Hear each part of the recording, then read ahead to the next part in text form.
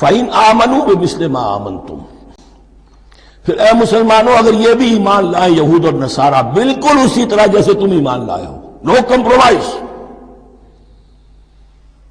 ٹھیک ٹھیک وہی دین اختیار کریں، وہی راستہ جو کہ محمد کے ذریعے سے تمہیں دیا گیا صلی اللہ علیہ وسلم۔ فَإِنْ آمَنُوا بِمِثْلِ مَا آمَنْتُمْ بِهِ فَقَدْ اهْتَدَوْا، تب وہ ہدایت پر ہوں گے۔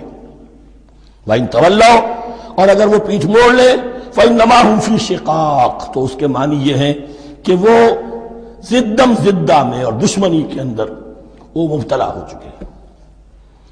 فَسَيَكْفِيكَهُمُ اللَّهُ، تو اے نبی آپ کے لیے ان کے مقابلے میں اللہ کافی رہے گا، آپ فکر نہ کریں، آپ کسی کمپرومائز کی دعوت کی طرف توجہ ہی نہ دیں، کچھ دو کا معاملہ سوچیں بھی نہ، ان کی مخالفتوں سے آپ مرعوب نہ ہوں، ان کی دھمکیوں کا کوئی اثر نہ دیں۔ فَسَيَكْفِيكَهُمُ اللَّهُ، اللہ کافی رہے گا آپ کے لیے ان سب کے مقابلے میں۔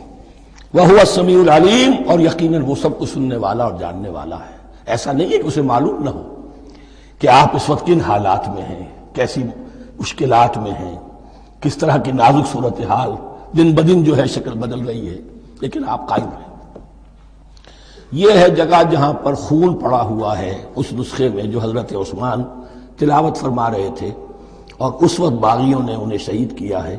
ان کی زوجہ محترمہ نائلہ، انہوں نے بچانا چاہا ہے تو ان کی انگلیاں کٹ گئیں، اور خون جو ہے وہ فَسَيَكْفِيكَهُمُ اللَّهُ، ان الفاظ پر وہ خون پڑا ہے، وہ دم اب بھی موجود ہے۔